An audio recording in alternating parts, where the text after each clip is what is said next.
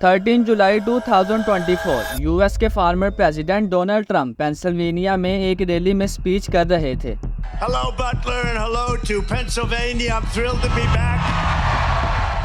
अभी स्पीच को शुरू हुए कुछ ही टाइम गुजरा था कि अचानक ट्रंप पर जानलेवा हमला होता है। Take a look at what happened.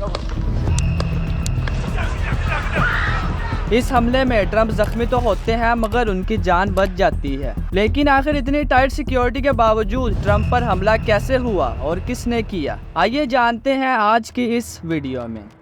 इस वक्त शाम के करीब 6 बजे का टाइम था जब 10,000 से ज्यादा लोग पेंसिल्वेनिया में ट्रंप की इस कैंपेन में जमा हो रहे थे। पेंसिल्वेनिया यूएस की उन 6 जगहों में से एक है जहां पर इलेक्शन से पहले कैंपेन चलाई जाती हैं। इन 10,000 लोगों में से कुछ ट्रंप के सामने बैठे थे, कुछ पीछे और कुछ साइडों पर, और ट्रंप की स्टेज के इर्द गिर्द भी स्टाफ और सिक्योरिटी वाले खड़े हुए थे, जिनमें से कुछ सीक्रेट सर्विस एजेंट भी थे। इनके ठीक पीछे 3 बिल्डिंग्स थी, जिसमें से 2 बिल्डिंग्स पर सीक्रेट सर्विस के स्नाइपर्स बैठे हुए थे जो टाइम टू टाइम सिचुएशन को मॉनिटर कर रहे थे। फिर करीब 6:07 पर ट्रंप अपनी स्पीच शुरू करते हैं। This is a big crowd. This is a big, beautiful crowd. यहाँ तक सब कुछ नॉर्मल था, लेकिन तभी क्राउड में से कुछ लोग नोटिस करते हैं कि पास वाली बिल्डिंग की छत पर एक आदमी है जिसके पास एक राइफल है।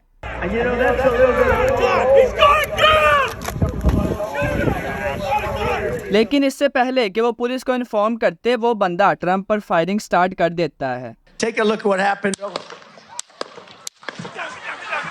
पहली बार 3 बुलेट्स फायर होती हैं, जिसमें से एक बुलेट ट्रंप के राइट ईयर को छूती हुई गुजर जाती है। शूट के फौरन बाद ट्रंप जमीन पर बैठ जाता है और इसके बॉडीगार्ड इसे अपनी बॉडी से शील्ड प्रोवाइड करते हैं। इसी दौरान बिल्डिंग पर बैठे स्नाइपर शूटर को डिटेक्ट कर लेते हैं और जवाबी फायर करते हैं, जिसके नतीजे में वो शूटर मौके पर ही डेड हो जाता है। इस शूटर का नाम थॉमस मैथ्यू क्रॉक्स था, जिसकी उम्र 20 साल थी और इसके पास एक AR-15 ऑटोमेटिक राइफल थी जो इसके फादर ने परचेज की थी। इस हमले में एक 50 साल आदमी कोरी कंपेरिएटर सर पर फायर लगने से डेड हो जाता है और 2 आदमी शरीर जख्मी होते हैं। शूट के करीब 1 मिनट बाद स्नाइपर्स कंफर्मेशन मैसेज भेजते हैं कि शूटर डेड हो गया है।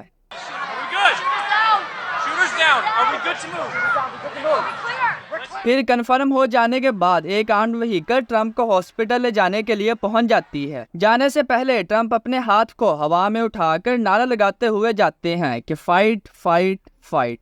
फिर इसके बाद इसे मेमोरियल हॉस्पिटल में शिफ्ट कर दिया जाता है, जहां से ट्रीट करने के बाद डोनाल्ड ट्रंप को न्यू जर्सी भेज दिया जाता है। इस सब के बाद जब क्रॉक्स का बैकग्राउंड चेक किया जाता है तो इसका कोई क्रिमिनल रिकॉर्ड नहीं मिलता। सिर्फ इतना पता चलता है कि वो पेंसिल्वेनिया में एक किचन वर्कर था और इसने एक लोकल शूटिंग क्लब में मेंबरशिप ली हुई थी। बाकी क्रॉक्स ने ट्रंप पर हमला क्यों किया, इसका मकसद क्या था और आखिर सीक्रेट सर्विस के स्नाइपर्स इस शूटर को डिटेक्ट क्यों नहीं कर पाए, इसकी इन्वेस्टिगेशन अभी चल रही है।